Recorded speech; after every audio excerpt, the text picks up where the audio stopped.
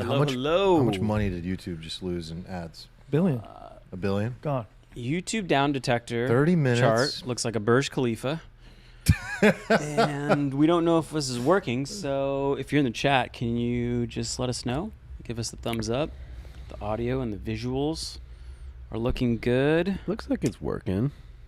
Okay. I think we're good. We're making progress. That was weird. Like the videos were going on and then off. Yeah. And then on and then off. Can you imagine the panic? There's Oh my two God. conversations. Wait, on the consumer side much of like money do you think they their lose precious per video doesn't work, second? or That's $1 billion in the last 30 minutes. I don't know. No, I mean, yeah, the panic at Google.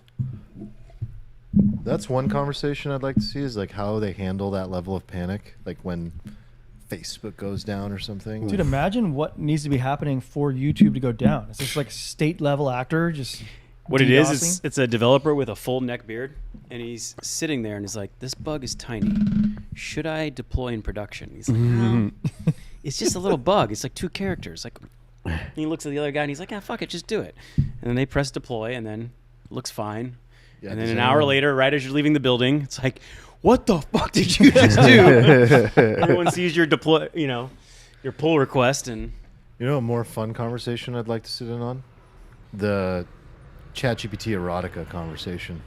like the how they the decided. meeting title: should we have porn on Should ChatGPT? we let children sext with ChatGPT? Hey, there's age guidelines. First of all, it's I not know. children. Well, everybody kidding knows that kids Dude. cannot access things on the internet. do you There's know how the how internet works. quickly, There's a lot of age guidelines on everything. Do you on the know internet. how quickly children will get access to that? When did you watch your first R-rated movie? 18 years old. R-rated? I was watching porn at like 9, 10. You guys remember NC-17 movies? I don't think they make them. You guys remember Black Box? Oh, yeah. sure. Yeah, but that's not like real porn. Yes, it was. The black box? Playboy and what was the other one that went away? I was that stuck to doesn't Showtime. exist You Damn. sound anymore? like a boomer saying that like Playboy is real porn. It was. It You was. clearly never had access. That's not like. It was like too soft core for Steven.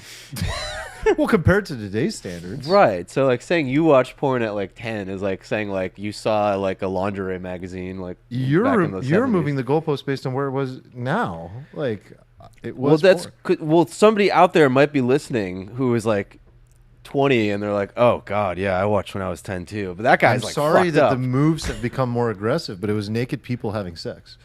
Yeah, it's Minotaurs now. You guys just don't flip through a Victoria's Secret magazine? Still? Oh. Weird. Sears catalog. See your catalog. Oh, we were so ahead of things on the Minotaur story. yeah, that's that's you been- say that It's breaking news now. Someone made that go viral. Yeah, there's a pretty viral. popular YouTuber called Shoe on Head who is kind of funny. It's like this like whole there's like this niche of like these girls who are like 4.5s but like have kind of like a conservative bent to them, and they're like very like approachable like gamer type girls, and then they amass like enormous followings because people are like, yeah, look at these base nerd chicks. So she was talking about like the milking farm book we talked about, did like a 35-minute episode on it, and was actually like reading some of the passages which we didn't go into depth on, and they're wild, and then showing like the clips of all the girls on like Book Talk. Book Talk? Yeah, it's called Book Talk. Oh, TikTok. There's a whole thing on TikTok with girls, and they're just like really into like smut. So it's Fucking like love pretty smut. vivid It is like rhetoric. It's so By the ridiculous. way, welcome back to the pod, I Steve. read the reviews. It's very romantic, apparently. Very romantic. Yes, very romantic. I don't know. Did we go into the details about the plot? Yeah. All right, we don't have to rehash that then. Yeah. The plot's ridiculous. Yeah, we went into Minotaur this. smut. It's just What a great topic. In case you're wondering, I think it's in the thumbnail. You should be able to find it. Yeah. It's good to see you guys again. Good to see you guys. You guys had an epic episode last week.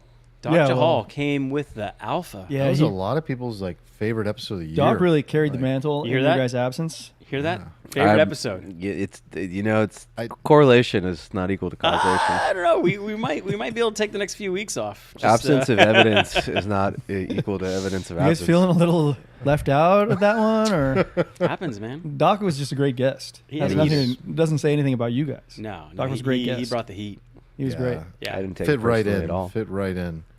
I think it was like the perfect combination of how I would envision guest appearances. Especially to be. from our community. Like someone who listens to the pod. It helped that he listens and he understands what we're about. But in general, I think people should show up and participate in the conversation, but with a spotlight on them and their story and their expertise. And I think that was like the perfect balance of that. Yeah, with well Doc's executed, episode. boys. And Doc, amazing job getting all kinds of text messages and feedback. So Yeah. all good. If you guys haven't watched it already, check it out. It's last week's episode. All right, boys. What are you drinking over there? Everyone's got a little something. I got a peach Celsius. Abstention. I feel pretty. Yeah. I feel pretty jacked up already. To be honest. Celsius is more. I can't. Drink It's like it's more powerful than hard liquor. I think. Yeah. Celsius Yeah. is I intense. was trying not to drink because I came back from Europe with the Eurovid. Maybe, I don't know. Yeah, the I actually plague. feel fine now. I feel totally Should fine. we open a window? Not gonna find I one feel like here. I was dying on Monday. I was like, oh my God, I'm going to be dead by tomorrow. And then now I'm fine. So Mexican beer in Eric's hands, looks like. Yeah. Obviously. Cheers. I'm, Salute. I'm drinking this beautiful. Yeah, we guy had here. a Dos gift. Armadillos. A gift from Franco. Tequila añejo. Discord named Franco. He came to Alfalfa Palooza bearing gifts, and this is his special annual tequila. Because his nickname is the Armadillo. Yes. So he got us the whiskey called the Armadillos. Yeah, and it's a beautiful delicious. bottle. It's a beautiful bottle, and it's I think it's a double añejo. I don't know if it is, but it's delicious. I've been sipping it as we've been getting ready. So, cheers, Franco. Thank you. Yeah, I'm thank enjoying. you very much, Franco. Very kind of you. Thanks, bud. Yeah. It's great hanging out at Alfalfa Palooza. Did you guys give a shout out to ZBiotics last week? Yeah, We did. we did kind of a ad read as the three of us. What? Yeah. Yeah, What? it was pretty good. Eric crushed it. All Well, right. I would say it was a team effort. What'd you say? I said it was the ZBiotics. This is the genetically engineered probiotic. It's the drink you drink before you drink. I like that. Yeah, The drink you drink the before drink you you drink drink. before you drink is pretty good. Yeah. And then what else did we say, Armand? We talked about its wonderful abilities to break down a nasty toxin. Acetaldehyde. Yes, Go that's on. really the culprit. Yeah. It It's not is just dehydration. It's not dehydration. No. Proven wrong by the great Zach Abbott. Oh, God. I miss our conversation with Zach. I wonder how he's doing. Yeah, we should check in. Looks like they're scaling. I think so. Yeah. Well, they deserve everything. Yeah, and they even give a money back guarantee. They're so confident. Yeah, so confident. They'll give you your money back. Well, yeah, guys, use the code alfalfa at checkout. So go to zbiotics.com/alfalfa.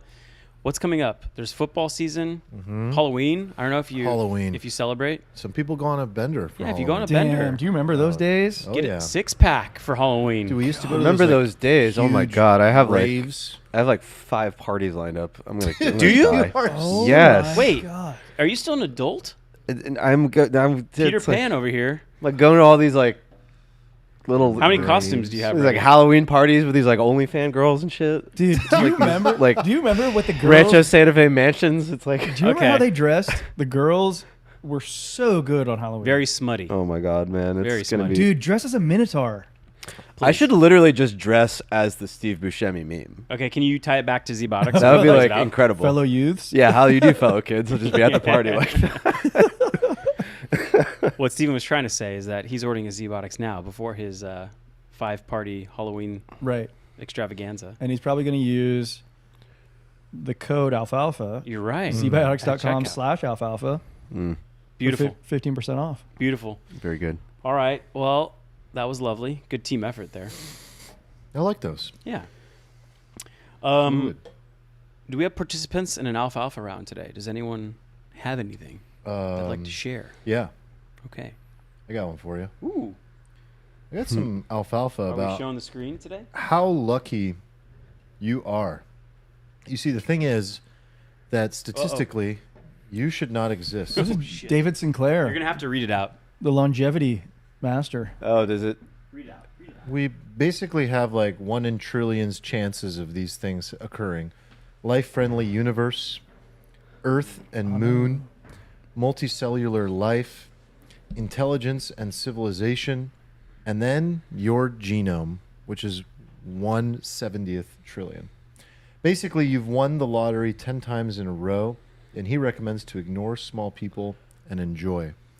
And I think that something that people don't reflect on often enough. I know I don't often enough, but every time I do, I get filled with an insane amount of awe, is just the fact that I exist. Statistically should not exist. And the fact that, you know, Tony Robbins, the event Nick and I were at, he asked a question to everybody that you had to sit with for a while, and he was like, what is life to you? And he would go around the room, and people would yell out different things. You know, life is hard. Life is love. And the one I liked the best, and the one I tend to reflect on the most, is life is a gift. And if you view life through that perspective of like how fortunate you are, everything else just kind of washes away. It's sort of like a meditation on death is equally as powerful as meditation on life and existing at all in the first place. So yeah, just a friendly reminder. It was very in line with like my style of, you know, thinking. I like David Sinclair. He does good work, and I think this was a good little reminder. How do you feel about his like conclusion after going through that like perspective that you've won the lottery 10 times just to be alive? And he concludes, ignore small people and enjoy. How do you feel about that as like the outcome? I mean, I think that he said that because most people get wrapped up in what other people think and in like interpersonal conflicts. And so it's probably the most like direct thing you can say to people is like reminding, like, you know, ignore the problems of other people. It's like if you lived alone in the universe, you'd have no problems, you know, because 95% of your problems are related to other people, conflicts, or how you're viewed, or how you climb any sort of social ladder or whatever. And so I think that's a good reminder. I might phrase it differently. Like, I think there's maybe something more important and profound to remind you of. But yeah, what do you think about that closer? I definitely think people have lost the ability at times to just enjoy it. You know, like the ending I like better than the ignore small people. Enjoy it. Yeah. Spoken like a guy who doesn't trade crypto. Well, we're going to get into that. We'll get there. Did we have something else? No. I think that was Unless it. you guys have anything? I mean, I'd like to talk about the Tony event, Yeah. UPW. Recap me. I don't know. Actually, I wanted to ask Eric first. I'm curious. Like, Did you go? No. I wanted him to go to the most, not because he needs it, because like I'm curious what he I kind of would wanted think about it. to You go. too. I would like. I was going to actually go, even though I was like, Well, you're going to Poland. So. I would have, yeah. But I had like no real desire to go, but Yeah. I was like, nah, you know, I should do it. Armand seems to think it's the greatest thing since well, not beards. just Armand. Nick likes it. Yeah, I mean, I think it's one of the top 3 things I've ever done. That's for actually probably a better endorsement. the top 3 things for like, you know, to just feel better in general.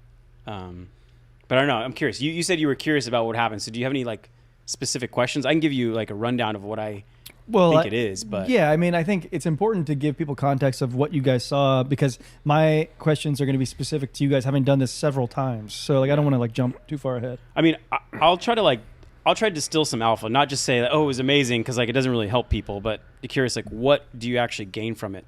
And I think one of Tony's like biggest underlying principles is how your physiology creates your emotions. Your motion of your body creates your emotion. And like his basic thesis is that your brain is running software that's 100,000 years old. It's made to save you from danger, and it worked 100,000 years ago, but now it complicates your life. It creates conflicts with other people. It stops you from doing the things that you want to do, the goals you want to accomplish. But if you use your body first, either in powerful ways or, you know, free ways, whatever it is, you can change your emotion in a snap of a finger. You can like hack the system. You can hack your system. And that, if that's all you took away from it, is the biggest takeaway. Now, knowing that doesn't really do much for you, right? You have to train it like you train in the gym. And I think about it like training squats every day in the gym or 3 times a week in the gym, so that one time that like you have to climb 100 flights of stairs, it's easy for you, and you're more resilient when you actually do have to climb those stairs. And to me, those events are the best gym and the best trainer you could possibly have for your emotional state, because you're doing these things over and over, getting into a peak state, giving into a state of gratitude, giving a state where you feel loved, where you feel so grateful that you're like on the verge of tears, which doesn't happen in guys' lives often, if ever. But like he creates an environment there where, believe it or not, it's actually really easy to do. And he's not doing it to do it once and leave you with a good feeling. You're actually doing it over and over and over again, and even tying it to like a physical move, whether it's like clenching your right fist slowly to like bring back the feeling you want and be able to you see, Armand just did it, because I know that's all it takes. Imagine that you got into like Not doing anything for me. a mode in which you feel unstoppable. You haven't trained the muscles, Steve. And you do it 100 times over 3 days, and you wire it to like a specific feeling. I mean, it's we weird. literally did it for that part for like 2 hours straight. Yeah. Like, it was crazy. And sometimes it's intense. Imagine working out for 2 hours straight. You're tired. You probably don't want to be there. Doesn't let you sit a lot of the time. It's goofy. It's woo-woo. It's weird, you know? So like UPW, every day is like a 12-hour day or something, It Yes. can be. with like no breaks really. Like Yeah, they don't like 12, give you like 14 a specified 14 hours. break. It's just like, if you need to go to the bathroom, go to the bathroom. But like, if you're here to train, then you're going to here to be to train. And I think that's the biggest takeaway is like, but it's really hard to do that. Like, how many times can you yell at the top of your lungs and get into like a very unstoppable state in public or at home or in the office? Like, you literally have to have a phone booth to act as crazy as you would there. And so he provides this arena with the best lighting system, the best sound system, an amazing producer. I don't know the guy who's the DJ, but he's a freaking amazing. Yeah. And then like a trainer to help you guide you on like, okay, this is what I want you to do. And you do it hundreds of times, and you tie it to like, it's classic NLP training. You tie it to like a move so that when you want it, it's there on command. And so I think that's the biggest one. Okay. I have a few more. That was good for me, actually. Yeah. I had no idea. Yeah, so you think you come away like, oh, I'm gonna get a bunch of motivation, but no, you're getting That's what I thought. a training. No, it's not that. Like you guys are being like all. Yeah, and but it works. It's so interesting how Yeah. people misunderstand it so much. but Like, we you even have to said like, see how it do you to- tell people what you just experienced? Yeah. Because you can't describe it in words because you've You never. guys sound like you're talking about Burning Man. Yes, it's kind of Yeah. like that, right? Like you had to be there to experience it. But like, I'm trying to come out with like, if you had to do this on your own, what would you do? Even though it's incredibly hard to do on your own.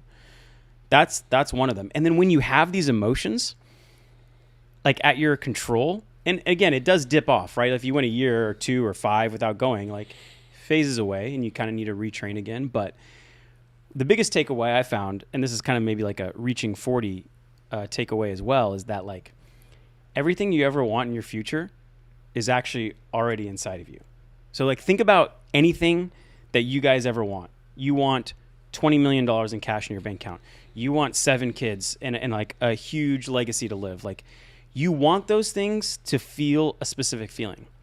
And it could be security, could be safety, could be excitement, could be joy, could be love, gratitude, like whatever it is. But you've already felt most of those things in your life. And if you do the training to like emotionally stack them in your body and be able to call them at command, then you could argue that like everything you'll ever want in your future is already within you. You just needed to take a very concentrated moment in time to realize it. Like, But you're saying that because you can hack your system in order to feel the outcomes of achieving whatever your grandest desire is? yeah, like I don't know, name a random goal that you might want. I don't know. 7 kids. 7 kids, right? And what the feeling you'd want from 7 kids? Not tired. Yeah. Just kidding. No. Energy, No, right? yeah, Like no, just no. feeling Yeah. feeling good. No, I think you would want to feel some like love, just surrounded by Yeah. love. Yeah, and then like one of the things you do is like you go through all the different times in your life that you feel an immense amount of love. And you don't do that often, but when you actually do it for like 30 minutes in like a meditative state, you realize there's a lot of those moments, and then you like lock it in with like some kind of physical thing. You'd be surprised that like a song or like a thing like clenching your right fist could bring it back even 20% or 50% or 100%. And so I don't know, that is like a really big, powerful takeaway of a strategy that you could use, because motivation and discipline wears off. But like you can program your nervous system, because I think we'd all agree that we're already programmed. Like Yeah. from the things we do, going to work, there's things and triggers that trigger us. So anyway, the everything you ever want is already within inside you was the second thing. And the last thing, people might be interested, well, what is the process? And usually it's something like you identify a behavior that you don't like or a self-limiting belief, which it's funny enough.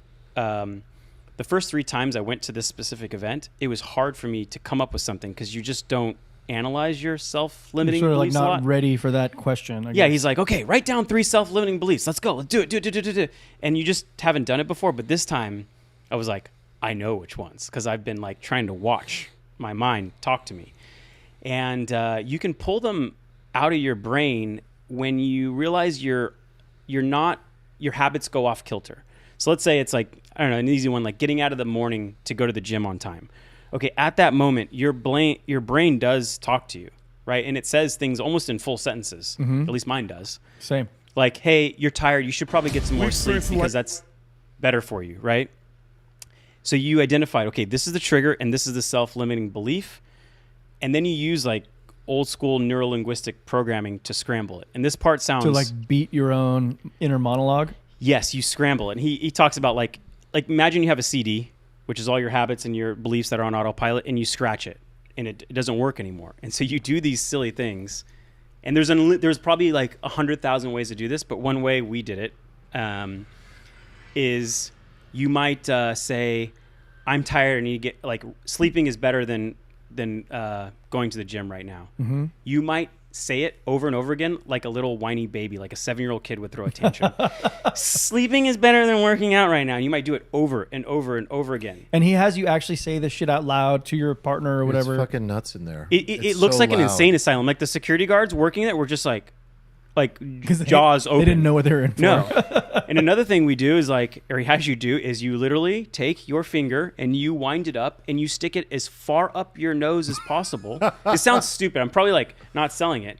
And you say it over and over again. And what ends up happening is the next time you say it, you hear it you have this pattern recognition where you're like, you just jolted from it, like, wait, that doesn't sound right. And you hear it as if it was like this really nasally, whiny little kid voice. And it scrambles it in your brain so that you like, oh, that's right. That was my trigger. And it literally breaks the pattern.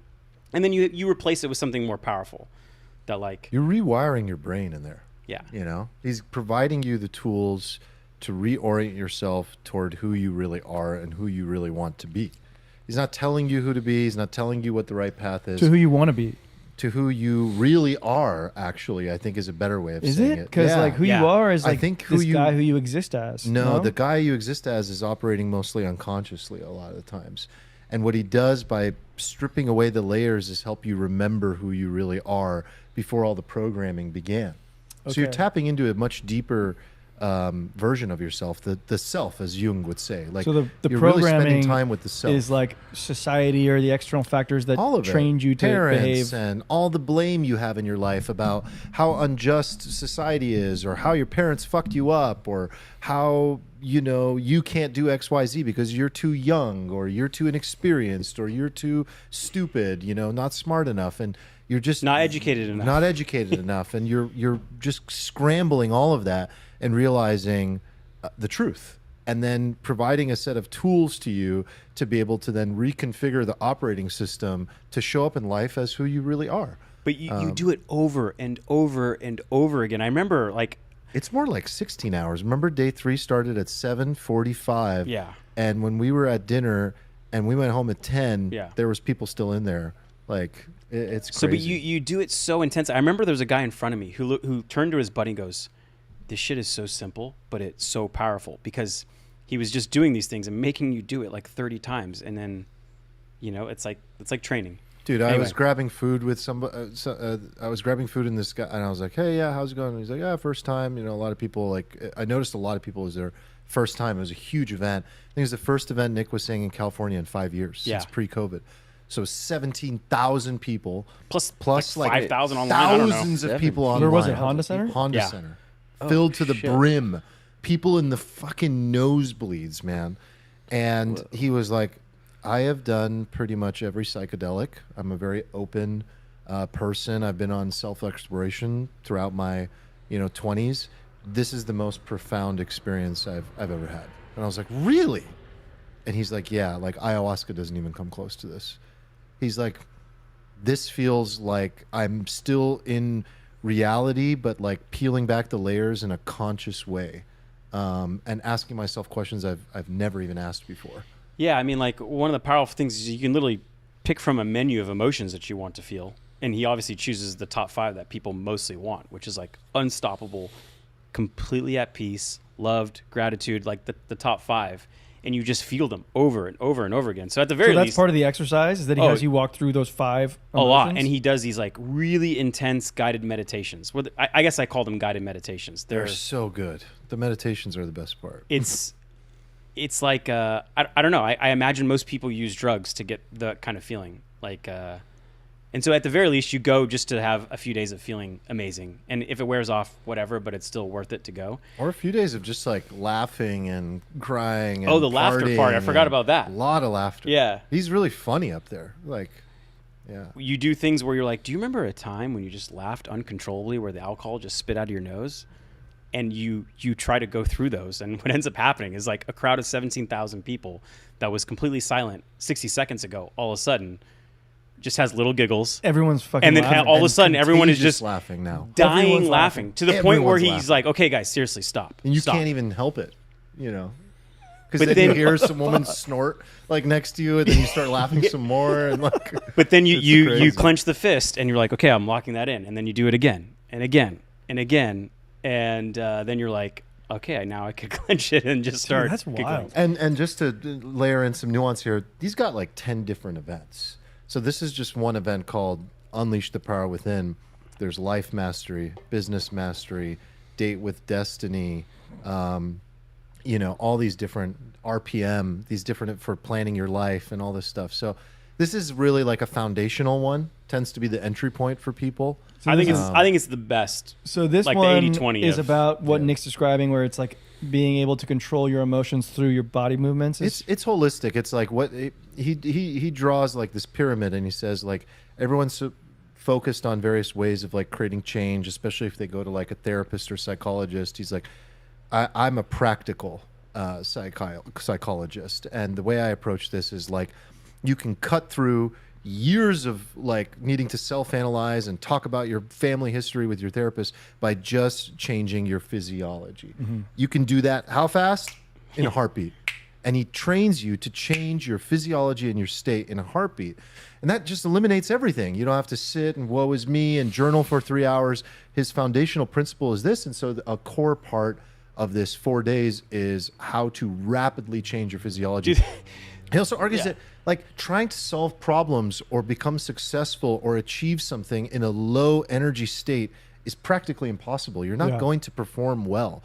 So if you want to perform well, if you want to solve a Get to problem, that state you got to first. be feeling Yes, good. That was a huge one. Just like physiology first, then the problem. Physiology first, then the problem. And I'm guessing, okay, so for like, I guess me and Steven, who have never been, but also people listening who've never been, what I'm hearing is that, okay, so get to like a high energy state, but I'm guessing that you can't just like do jumping jacks to get there. It's like this all encompassing, like what you're describing is like people screaming at the top of their lungs, dancing around. It's like, it's a lot more than just like moving. That's like if you had an Olympic trainer training you for the decathlon, right? But like there are small things you can do. It's just like be aware of like where tension is in your body. How are you breathing?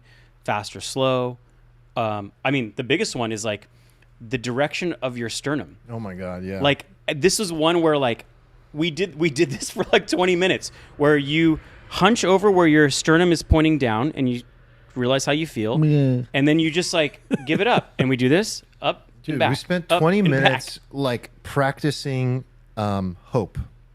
He's like, I just want you to put your body in a position of hopefulness. How do you breathe? How does practice? How do you where are your eyes? Say something that you Say might say something you if might you're say. hopeful. You know? Then he's like, I want you to practice, what was the down? Despair or doubt. Like doubt. Yeah. How do you stand when you're doubtful? What does your How body do you, look like? How do you breathe? Is it shallow or deep? How do you speak? How fast do you speak? And he'd literally have you go up to someone. I want you to go up and introduce yourself to somebody in a state of like fear or doubt. You act it out.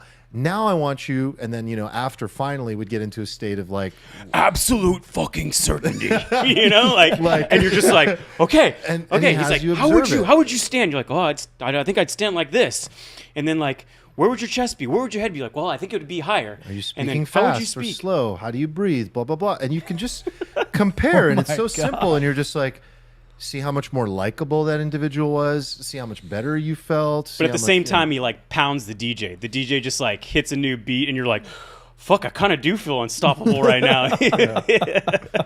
yeah. So it's just a lot of tools. But the state change, no, it doesn't. It is jumping jacks actually. Anything can change your state. It's just movement. He says, make your move. He has you come up. I think you remember this from 10 years ago. You make a move that puts you in a radically changed Probably do it state. hundreds You of can do times it over the weekend. instantly, and then the tools get layered on top once you're in that positive. But you have to do the grounded state. work first before your move sort of like means anything. No, it's the other way around. You do the move. You do the move to be able to really perform any function. He never after explains what make your move is. He just Yeah, plays he the never music says. loud and says, make your move. And you just do something that feels good and unstoppable. And then he never says, okay, this is what your move is. You got to like follow these guidelines. It has to meet these criteria. He just says it and you just do it. And then all of a sudden it just goes. And then you feel better. And you keep doing that over and over. I asked my therapist a long time ago when I had one, I said, what do you think about this? Like, I sit here and talk to you for hours to solve problems, but like I kind of just solved a few. Yeah, I just do a move now. Yeah, he's really bad for the therapy industry. But she was like, no, it's funny. I teach my kids this stuff, and I was like, oh, what do you mean? Like, they go to Tony Robbins? She's like, no, I just say, let's do the starfish move. And the starfish move is where they literally just go like this and spread their legs and put their arms in the air, and she tells them to do the starfish move when they're feeling sad, and it gets them in a different state. And then instead of crying about their boo-boo, they're just kind of like a little bit happier and in a better state to like maybe eat their vegetables or whatever it is. Yeah, dude, try this with Josie as she gets older. I do this with Rumi all the time. Really? When she's having a tantrum, I change the scenery and I change her state. And I'm trying to train her to change her state as fast as she possibly can. That's awesome. I wish I had been taught this stuff, man. Like, you just think like what it will do for children to learn that stuff at a young age. Yeah, I didn't learn this shit till I was like 25. So, yeah, I mean, Nick explained it beautifully. The only thing I can add is that anybody who, there are people that it'll never be for, like, because their values don't align with this kind of work, and it's just not for them. But if a person is ambitious, introspective, desiring of a lot of advancement in certain areas, like, this is for hungry people in particular. Like, someone who's just generally like content or doesn't want to do the introspection probably won't have a great time there, So I think it's important to call that out. Like, there's hungry motherfuckers in the room, and it's an intense environment. So you gotta, if you go there, you're playing full out. Or someone that radically wants change. I think a lot of people perceive that this is only mostly for those people. Like, I just got a divorce. Yeah, or I'm or bankrupt. like I'm addicted, Yeah. or something like that. And absolutely, it's so profound for people that want to change. In fact, that's like one of the primary questions is like, what are you here to change this weekend? But there's also a ton of rich, successful, happy people in the room, especially in the LA one. You've got, all this success and celebrities. We saw, what's his face? Liver King? Liver King there. There's all kinds of people there, right? He stood out. It was easy to spot. Yeah. And they're there to go to the next level. So it's very much a how do I get to the next level environment. But like, Eric, you could use it right now. Like, if you stood for 60 seconds in like a Superman pose, where he's like got his wide stance, hands on his hips, and he's just like chest out and just like nodding. I would feel different. You would feel different. And then like if there was a problem, you would attack it probably just 2 millimeters difference where it would feel a little easier. Oh, I definitely agree. Yeah. And I also feel myself, just knowing myself, I get into weird little doldrums, where like I'm just feeling kind of like, I don't know, what you call it, like apathetic or tired or whatever. And Yeah, I think low energy. low energy state. And I think having tools like this would be like very helpful. And it's not to say that those will still happen. Those would definitely happen every day. But it's just like, if you get good at recognizing them, then you could be like, okay, well, I can do something about it, Yeah. Anyway, I thought it was a good share to try to share the stuff, like not like, hey, pro Tony, whatever, he's amazing at what he does, but like more like these are the there are a set of skills available to do all these things. I thought it was if you wanna funny. He learn 'em. referred to himself as the Wizard of Oz. He was like, people think I have this like crazy power. They come here, they think I'm this great wizard, and then they just like look behind the curtain. And it's like, wait, he's just a dude with like some tools, and he's basically just like helping me realize who I really am, and that I'm not like there's not this. How do you characterize it? Isn't that literally what the Wizard of Oz did? Yeah. That's what he said he is. Yeah. Yeah. Oh, he is. That's what the story. I thought Tony was saying like they say I'm the Wizard of Oz, but I'm not. Well, I think they're saying like the beginning of the story when he's this magical, mysterious thing, and he's actually just He's not pulling the a full wizard. police. He's the Wizard of Oz, and he's Yeah. like self-proclaimed Wizard of Oz. I see. That makes sense. But that being aside, Armand and I also walked on 2,000 degree hot coals again for the 4th time. Okay, so is there a secret behind that? You like get yourself in a mental state and you don't No, burn? dude, we got the blisters to prove it. Oh, you actually burn. Yeah. Oh, we burned. you burn. Yeah. But Like, you it get was your fine, body but- in a Cool moss, physical cool state moss, cool moss. where you can actually continue to walk over them after you feel your feet burning on hot coals. Does he still have you say cool moss? Yeah. Uh-huh. There's a Still says like he 10 teaches you. rules. He preps you for 2 hours before you do it because obviously people can do stupid stuff when they're on it, like run. Okay, let me ask you You this. don't want to run Oh, God. Are because you some- trip and fall. Do You- some people like not listen to the 2-hour tutorial and then get out there and then like have a really bad time? No. No, because you're ready. I mean, they have people at the beginning to make sure you are ready Yeah, you to can't do walk what you until do. You're like There's signed someone off. making sure you're in like a proper state of mind to walk it, not like Okay. let's just see if this thing is bullshit or not. You know, like. Yeah, you're literally walking across fire. And there's fucking drums playing, and you're out. We were out in the parking lot of the Honda Center in like a stadium, and there's also 10,000 other people doing it with you, and so that helps. But this time, right before I got up, they were like, "Wait, stop!" And I'm like, "Oh shit!" I was just ready to fucking yeah, do you're like this. in the zone. I was in the zone, and they go, "Hold on," and someone gets in my mind to like block my vision, and I was like, What's going on? And the guy takes a huge shovel of red hot coals Red hot. and just sprinkles a fresh one just to freshen it up. Same thing happened to me. We were in different lanes. Same thing happened to me. Like, two people in front of me, they put fresh hot coals. You, Holy you chirp this shit. guy? Huh? You're like, thanks, I mean, asshole. they do it all night. Like if they, I was see like, it- oh, shit. Okay. Like, I got to really fucking, You just dial in. dial in. And so, I went for it. But as soon as I put my first foot on there, First foot? I knew I was burning. And I just got past it and it was fine. And How long is that gauntlet that you walk through? he builds it up in your mind to where you think it's like 15, 20 steps. It's probably like 7 or 8. like 10 feet. Yeah, 10 feet. It's But like short. he builds it up in your mind. And the whole day he's fucking with it. He's like, well, when we do the fire walk, you don't want to think about bloody foot stumps. He goes, oh, some of you probably didn't even realize we're walking on fire tonight. You probably got dragged here by a friend. Or like, what the fuck is the fire walk? And Yeah, there's a ton of people that don't even know. Until Yeah, dude. but imagine an entire Crazy. Steyer basketball stadium saying, okay, take off your shoes and socks, walk to the parking lot. And everyone takes off their shoes and socks, walks barefoot out to the parking lot and steps over coals. It's a fucking pure insane asylum. it's So amazing. you guys weren't even together. Nah, because For like the the whole seating is thing. so intense. Like it's tough to find. He also had bougie seats because he's friend yeah, of Tony. You are No, I like ended up liking Nick's seats better. So I sat with him the second day. I got set with a bunch of like 20 to 25 year olds, and they reminded me of when Armand and I went to our first one. Like we were so buzzing and jacked. We were just like coming Jacked together, to the tits. ready to headbutt anyone we saw. Just like, yes, headbutt. But like on your 4th time, you get a little older, you get different things from it, and it's a little different. But anyway, I had a bunch of people who were just ready to headbutt around me. It was great. Yeah. That's good energy. It was so good. It was so Yeah. good. All right. Well, we weren't the only ones to go on a little trip in the past week. You went to a very different place than Los Angeles. Yes. Yeah. You went to Poland. Yes. London and Poland. London, then Poland. Yes. How many days did you spend in London? Just one. One and a half. Was it enough to like feel a contrast maybe between what London feels like versus like Yeah, what I mean, I've- pure Western civilization feels like in Europe versus Eastern? I mean, I've been to London before, so this is my second trip there. Can you And pass the tequila as you go on your Of story? course. Thank you. Of course. London's cool.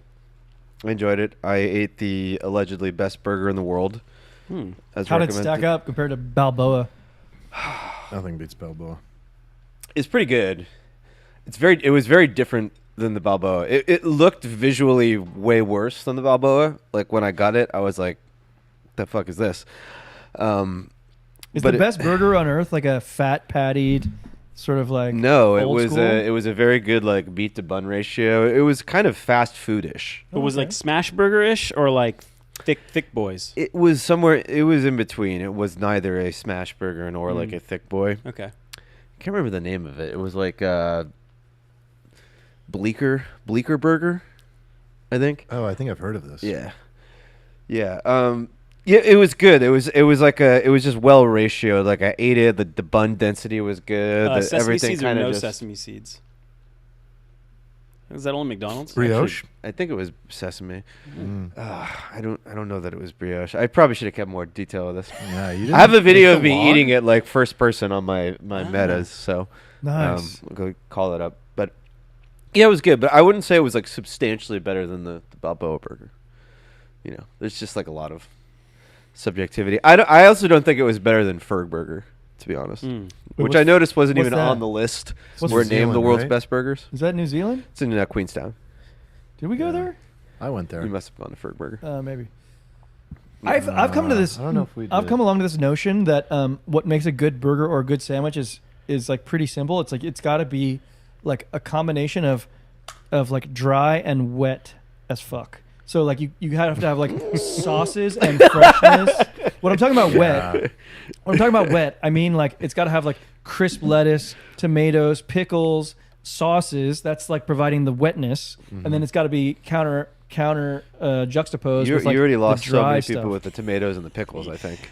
Yeah, I'm like an anti-tomato because like I don't want it getting mushy and I want my bread. I actually soft. don't think amazing burgers have tomatoes, to be honest. I actually don't even care about the tomatoes on a burger, but I'm talking about like any sandwich, burger, sandwich, whatever. Like it's just got to be like Once the combo. it's got to be a lot more wet than you'd really like imagine if you're like. See, making I don't it think home. this burger was that wet.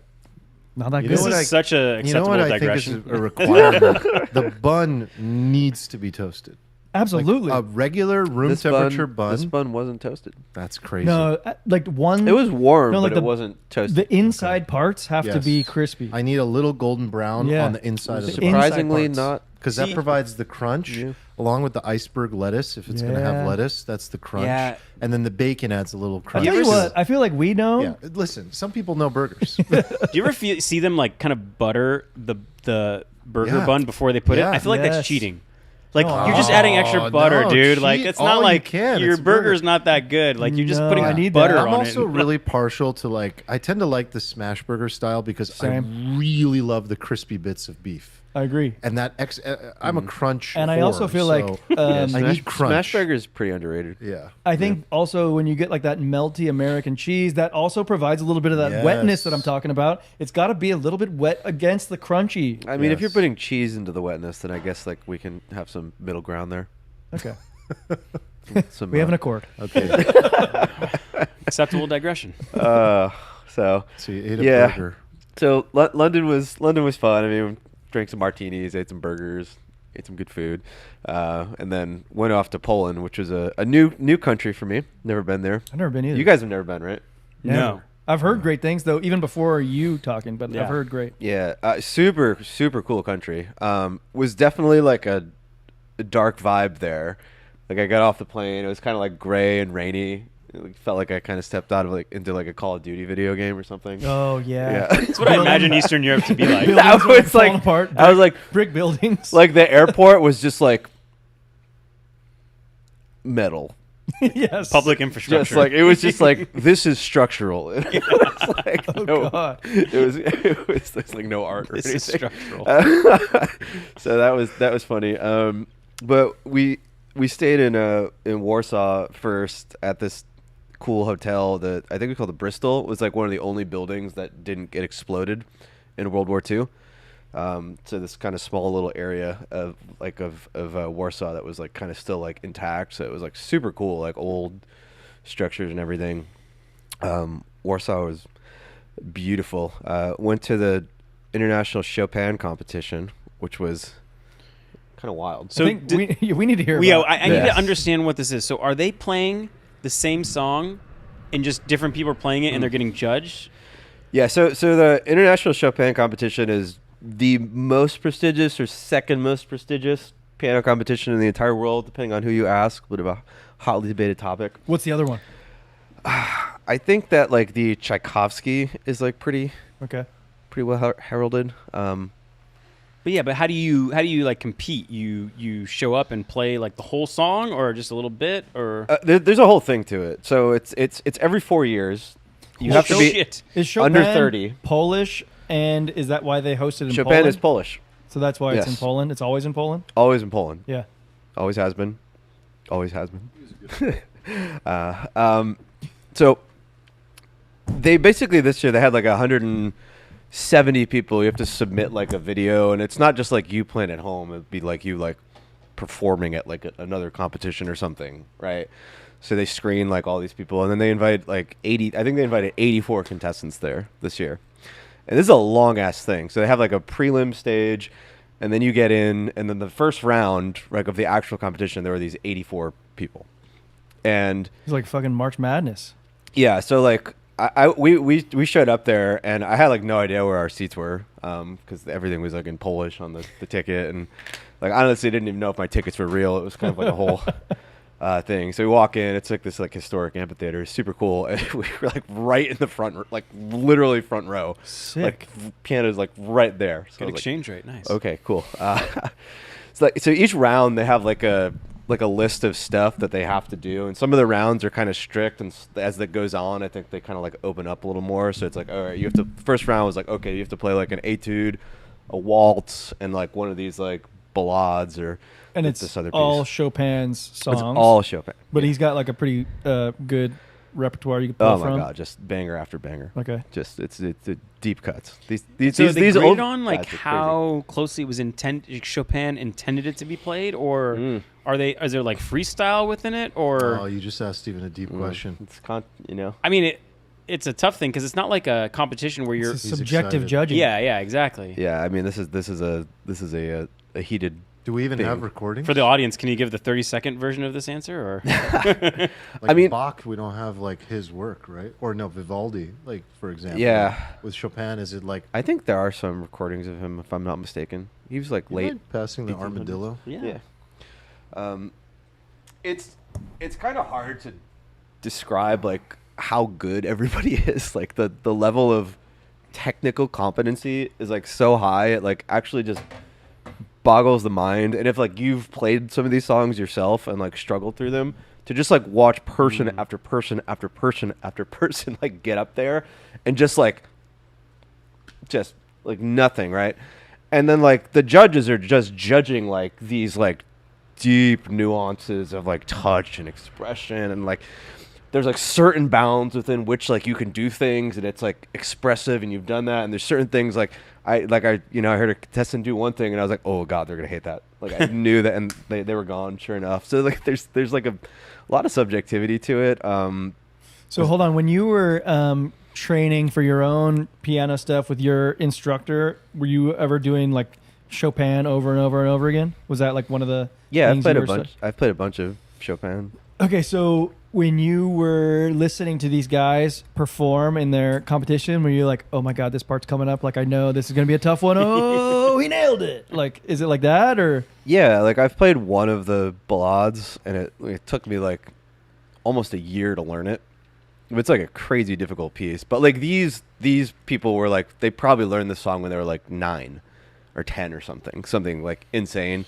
Like there's like a 15-year-old girl there, just like. and she was Are they? She's good, Are they, yeah, they have real good. sheet music or no? No. Yeah, No, okay. No. They're just. And it's crazy because they're Metronome or no? like the first stage is like it's like a 30-minute set, but then the second stage is like a 45-minute set, then it's an hour set, then it's another. So they Whoa. basically have like 4 hours of like repertoire just completely memorized. Like just you have to have like so many of these songs like kind of all nailed down to be able to even compete in this. Like you can't just play like 3 songs well. You have to play like 40 of them. It's And it's kinda for wild. sure ballade, not a ballad. Yes. That's a great question. Okay. Yeah. I have a follow-up. Don't say it's a Chopin ballad. All right. It's a Chopin ballad. Good to know. I think if you were to say ballad in your like day-to-day life, Nick, I don't think people are going to like understand that you're talking about Chopin. Nor are they going to like you. Yeah, I don't think they're going to like you that much. What's the vibe in the audience? Like, are we talking like tuxedos or is It was kind of like smart casual. Oh my god. Okay, so there's one thing about this competition that like it almost like ruined it for me. So you have this like crowd, and right, like there are young people there, but it's mostly like an older crowd, and like older people are sick all the time. Oh. And over the years, one of the things that's accumulated is like sick right now. yeah, I know. Because I was with these freaking old people. Okay, so for years, like you used to watch this on like YouTube, and then somebody would be playing this beautiful song, right? And then suddenly it's quiet, and then you hear like, like in the middle of it, right? And then all the comments, like, I just love that you did it with Yeah. such fervor. like this is live streamed on YouTube, and there's like 30,000 people who watch, and the comment section on this is hilarious. It's like literally the musical equivalent of like this girl has like pointy elbows, people, but the girl's like super hot. Like just people, there's just like they're like, oh, that was a mistake, like, and then they're just going at each other. But whenever somebody coughs, people are like, oh my god, every YouTube comment is just about the cough. So people, I think, have like internalized this, right? So this year, like, you know, the first guys playing the first song, I'm like waiting for the coughs, and like no coughs happen. I'm like, wow, that was amazing. And they stop playing, and 1 second later, it's like, Everyone's been and then people hack, and then I was like, oh my god. So every time somebody played a song, it'd be a beautiful song, pause, 1 second, and then like 400 people cough. And then like so the entire competition was this like juxtaposition of this like breathtaking artistic virtuosic beauty, and then like people hack up a lung for like 5 seconds, and then like nothing ever happens. The pianist like plays the next song, and by the time this happened, like, you know, 15 times in a row, I'm just like laughing, and like there's people around me, like we're looking at each other like laughing, because it's just this like stupid fucking thing that keeps happening over and over again. But, outside of the competition, did you notice any like cultural differences going from like San Diego to London to Poland? yeah, so Poland's interesting because I hadn't spent like too much time lately in like a very like or kind of monoculture society. The only one I think that most people have been to is Japan. To me, Japan Yeah. is like, oh, there's Yeah. one type of people here, and this is clearly Yeah, it. good And one. Yeah. Yeah. It's like it's super interesting. It's just like you're walking around. It's just like a bunch of like young white people, right? Who all like look like each other and are speaking the same language and doing the same things. And it's like it was very drastic from London. Like London is just like it's like not even British. It's just like it's just kind of like the Mos Eisley of like the world, right? It's just this like international hub, just mixing of like everything, right? It's just, Yeah. and then Poland is just like everything is Polish. And I don't know. Do they speak English well enough? Like, could you get by? Yeah, with yeah, English? yeah. I was actually surprised. Like everybody spoke like. So someone's English. like, you're at a grocery store or like any like a bakery, everyone's speaking Polish, you speak English, and they just immediately respond back in English, fine, or I would it's a say little tougher. 80% of the time it was totally fine. It wasn't like speaking English to like somebody from Denmark or something, but like it was fine in most cases. Like even when we went to some kind of like rogue shops or something. So yeah, that was interesting to me. It was so everything was so orderly and clean. I've never felt like so safe in my life. Like we were just walking around at night, and I was just like, I didn't see a single homeless person in an entire week there in like both cities. Like it was like this like very like oddly utopian kind of society. Where are they at? Like even like the girls like cleaning our hotel rooms, like a 19-year-old Polish girl. They were just like. Do they not have homeless or? I don't. Like I know where they go in China, I don't know. Where do they go in China? but To the incinerator? Where do they go? I don't know what they're doing over there. No, they send them back to like find who their family is and be like, it's your family member, Really? like take care of Oh. it. And then the people that can't find the family, with the Uyghurs. Oof. Yeah. Anyway. But yeah, I mean, if you look at Japan or China, like you don't see a lot of homeless people in both cases. You also feel very safe in both places. Things are, I guess, maybe not so much China, but like somewhat orderly and clean. Is that just it's just side effect of all? It kind of made me upset in a way because I was just like, there's no reason like we can't live in a society like this. It's just like kind of like a matter of will, honestly. But there's got to be trade-offs, right? Of course there are trade-offs, right? But like, I feel like the trade-offs are. Wait, like, sorry. Did you mean good. a clean and orderly and safe society, and not like a mono, like a homogenous? I mean, I prioritize the society being like okay, I just wanna make safe sure I and clarify safe here. and clean. Why can't we over, just like, live in a place where everyone's the same race? Why can't I just be around a bunch of white people? Yeah, I was making sure. Next to my I brown was brother. looking Hey, out for you. Hey, I Yeah. am part Native American. Okay, That's I am right. just like you. Yeah. Feather, not you dog. and you. Yeah. No, so like that was. I mean, we've talked about it, but it requires like a more authoritarian rule and like very clear laws and repercussions and consequences. It does, but like, I don't know. I've come to have this like working theory that like authoritarianism is like inevitable. You can either do like a little bit of it up front, or eventually you get like Mussolini, and then you get like a lot of it. Like I feel like we're doing these things where like I don't think we it's can't do inevitable. that. It is inevitable We have because egalitarian societies. we are en route right now to authoritarianism here in the United States, right? And the reason we are en route to authoritarianism is because there's a breakdown in the social order, right? And you can either, when that breakdown happens, do like a little bit of authoritarianism, right? You can do like Eisenhower and like Kennedy decades ago, like sent in the National Guard. Like people were losing their shit over Trump doing the National Guard in DC. I think at one point, like Kennedy sent, and please fact check me on this, but I think he sent like 30,000 federal troops to like a 6,000 person college, and like people fucking died and did it to like, because there was like social breakdown happening. Like Eisenhower did the same thing. And I think that some of the areas of this country are like getting so bad that like we can either like put the fire out now with like a little bit of authoritarianism and then like back off, or eventually the breakdown just gets so bad that eventually people are just like, fuck it, let's vote for the strongman guy.